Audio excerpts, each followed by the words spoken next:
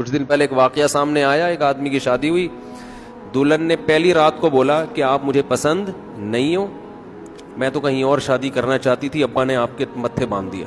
حالانکہ 6 مہینے سے تیاریاں چل رہی ہیں۔ اب کیا گزرے گی اس آدمی کے اوپر؟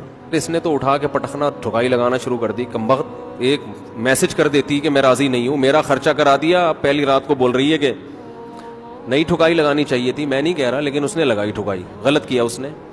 تو ایسے موقع پہ بھائی ٹھیک ہے اپنا راستہ لو، میرا خرچہ واپس۔ اب کون رکھے گا ایسی صورت میں؟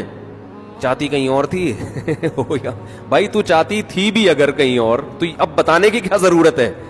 ہر بات بتائی تھوڑی جاتی ہے، بولو بھائی دل میں بولو چاہتی تو تھی لیکن چلو ہو گئی، اب اسی کو چاہنا شروع کر دیں گے آہستہ آہستہ۔ گدھا بھی اگر آپ پال لینا تھوڑے دنوں میں اس سے بھی محبت ہو جاتی ہے، تو پورا 2 ہاتھ 2 پاؤں کا انسان ہے، تھوڑے دنوں میں اچھا لگنے لگے گا۔ یہ سوچ کے صبر کر لو، پوری رپورٹیں پیش کر رہی ہیں اس کو۔